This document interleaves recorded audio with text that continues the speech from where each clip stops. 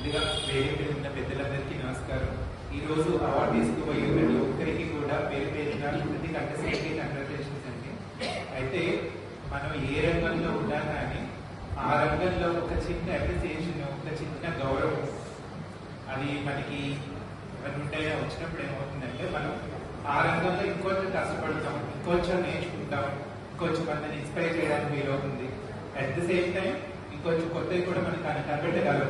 So ప్రకృతి వ్యవసాయం కానీ మన న్యాచురల్ ఫార్మింగ్ కానీ చూసుకున్నా, టెరెస్ గార్డెన్స్ చూసుకున్నా మనం ఎలా అంటే మనని గుర్తించి తన స్థాయిలో మనకు ఒక గౌరవం ఇచ్చుకుంటా ప్రతి సంవత్సరం ఒక అవార్డు పురస్కారం చెప్పొచ్చు. అది అవార్డు చిన్నదైనా పెద్దదైనా వాల్యూ అయితే ఎప్పుడు కూడా గుర్తింపేయాలి. సో ఆ రకంగా మనకి గుర్తించి ఈ రోజు ఒక వేదిక కల్పించిన మన గోపి మాధవ్ గారికి అయితే ఖచ్చితంగా అప్రిషియేట్ చేయాలి.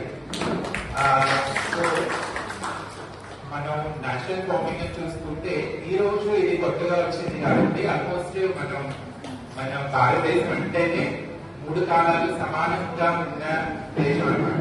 మనం ఇప్పుడు కొన్ని కంట్రీస్ చూసుకుంటాం, ఒక 3 నెలలు తెల్లారు, ఇంకొన్ని కంట్రీస్ లో అసలు 3 నెలలు చీకటి పడుతుంది. సో అలాంటి కంట్రీస్ తో పోల్చుకుంటే మన భారతదేశం అనేది 3 కాలాలు సమానంగా ఉంటాయి.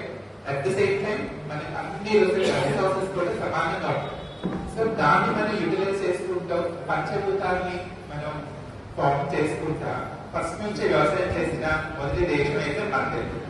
సో బట్ రాను 1960లో ఎప్పుడైతే హరితవిప్లవం గ్రీన్ రెవల్యూషన్ స్టార్ట్ అయిందో అప్పటి నుంచి కూడా గ్రాడ్యువల్ గా మనకు సింథటిక్ ఎరువులని యూజ్ చేయడం వల్ల ముందు నేలలో లైఫ్ అనేది తగ్గిపోయింది. ఎప్పుడైతే నేలలో ఆ లైఫ్ అనేది పోతుందో ఇప్పుడు మనం చూసుకుంటే గ్రాడ్యువల్ గా మన కన్వెన్షనల్ మెథడ్స్ లో కల్టివేషన్ చేయడం స్టార్ట్ అయింది.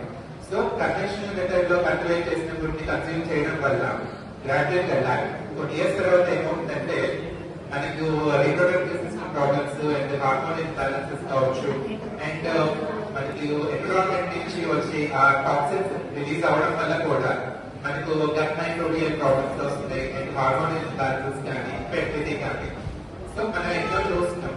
సో దాని నుంచి మనం ఎలా బయటపడాలి? సర్టిఫికేట్ ఇస్తారు and PG participatory guarantee system అని చెప్పేసి మనకు ఈ 2 సర్టిఫికేట్ సిస్టమ్స్ ఉన్నాయండి. ఎవరైతే న్యాచురల్ ఫార్మింగ్ చేయాలనుకుంటున్నారో మనం ఈ సర్టిఫికేట్స్ కనుక అప్లై చేసుకుంటే ఆ కన్వెన్షనల్ మెథడ్ లో ఆ కెమికల్ ఫెర్టిలైజర్స్ యూజ్ చేసి ఉన్న నేలలో ఆ పెస్టిసైడ్ రెసిడ్యూస్ అనేవి పోవడానికి న్యాచురల్ ఫార్మింగ్ అనుగుణంగా మారడానికి ఆల్మోస్ట్ మనకు 5 to 7 years అయితే ఖచ్చితంగా పడుతుంది.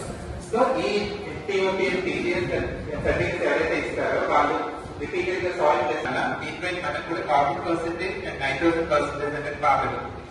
సో ఈ 5 years లో మనకి ఎప్పుడైతే ఈ టీజీఎస్ అండ్ ఎన్పిఓపి సర్టిఫికేట్స్ వస్తాయో డెఫినెట్గా మనం ఫార్మింగ్ చేయొచ్చు. అండ్ నేలలో కూడా ఏమవుతుందంటే ఆర్గానిక్ మ్యాటర్ అనేది పెరిగినప్పుడు